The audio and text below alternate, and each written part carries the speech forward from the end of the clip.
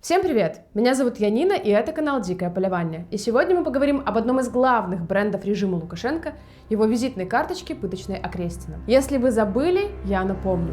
После фальсификации выборов 2020 года начались массовые задержания мирных протестующих. Многих из них отправляли в столичный центр изоляции Окрестина. Тогда всего за 5 дней центр, рассчитанный на 110 человек, прогнал около 3000. Заключенные содержались по 30 человек в камерах, рассчитанных на 4 человека. И эти пытки продолжались вплоть до 2021 года, пока протесты не были окончательно залиты в крови. На Окрестина людей жестоко избивали и пытали, не давали воды и еды, отказывали в медицинской помощи. Полы в камерах заливали хлоркой, после чего перекрывали доступ к кислороду. Спать было почти невозможно. В переполненных камерах всегда горел свет. При этом каждые несколько часов охранники пыточной устраивали так называемые проверки. Все ужасы Окрестина можно перечислять долго, но я лучше перечислю тех, кто за ними стоит. Но прежде чем мы начнем, я бы хотела вас попросить поставить под этим видео лайк и написать комментарий.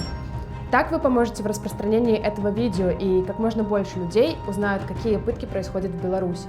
А еще вы можете помочь финансово моей команде. Все ссылки будут в описании. Непосредственно ответственный за весь беспредел, творящийся в Окрестина, начальник изолятора Кенюх Игорь Григорьевич. По данным наших подписчиков, помимо всего прочего, Кенюх педофил. Когда ему было уже лет 25 и выше, проводил время в Лёльчицах, занимался растлением у малолетних, проводил время с 13-летними девушками. Зависит полностью от папочки. Родители за него все экзамены сдавали в универе взятками. Глупый, бесхарактерный, сексуально озабоченный. Неудивительно, что он сейчас начальник пыточной. Следующий экземпляр – начальник ЦИП ГУВД Минграсполкома Шепетько Евгений Андреевич, 1989 года рождения. По нашим данным, этот гражданин применял насилие к задержанным, еще будучи рядовым сотрудником Первомайского РУВД. Однако это не мешает ему нагло врать об условиях содержания в пыточной на государственном телевидении. Еще один лжец – заместитель начальника ИВС Дриль Глеб Владимирович, 1980 года рождения. По свидетельствам очевидцев, он содействовал карателям в пытках над задержанными. Однако на государственном телевидении и глазом не повел, когда рассказывал о том, как в Окрестино хорошо и безопасно. Еще один из верхушки Окрестина – Малашук Павел Владимирович, 1983 года рождения. Он работает старшим инспектором оперативно-дежурной службы ИВС. В его обязанности входит координация действий оперативников, которые уже непосредственно пытают и избивают заключенных. А вот сотрудница Окрестина Гутерова Евгения Михайловна, 1989 года рождения, не побрезговала измазать свои руки пытками лично.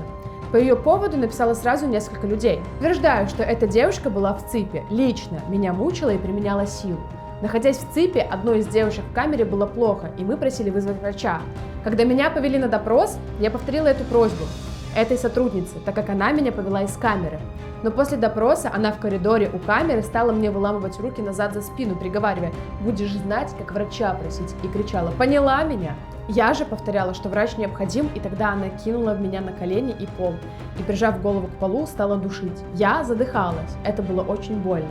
Продержав меня так какое-то время, другой сотрудник, он был все это время рядом, сказал: «Хватит с нее». Она отпустила и сказала: «Поняла меня, сука», и толкнула меня в камеру.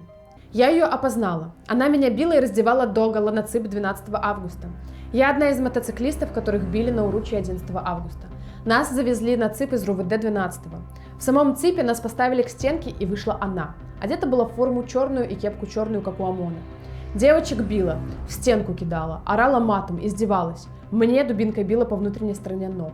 Смотровой мне начала командовать, чтобы я разделась догола, и начала приседать. При этом издевалась и отпускала насмешки. За 30 секунд сказала одеться и вышвырнула в коридор. Гутерова избивала меня 12 августа перед самым выходом с ЦИП. Я стояла с сумкой на выходе и ждала, когда откроют двери лицом к стене. Она подлетела сзади, сделала удушающее и начала бить по почкам, а потом по ногам, со словами: «Ну что, находилась с белой ленточкой, сука?» Оттянул опять же какой-то милиционер со словами: «Она уже все поняла». Обращалась в СК по поводу нее, ищут по сей день. Опознание других преступников Окрестина во многом усложняется тем, что они были в масках, но для нас это не проблема.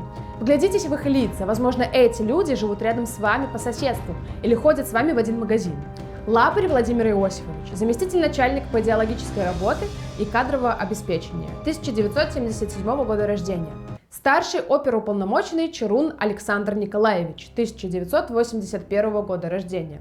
Старший инспектор, дежурный Гайбович Виталий Викторович, 1989 года рождения. Старший инспектор дежурной оперативно-дежурной службы Жемайло Сергей Валерьевич, 1981 года рождения. Командир взвода ИВС Тарасюк Николай Николаевич, 1989 года рождения. Оперуполномоченный Косолапов Павел Юрьевич, 1989 года рождения. Инспектор Гринкевич Елена Владимировна, 1963 года рождения. Инженер по спецтехнике Наумчик Сергей Сергеевич, 1991 года рождения.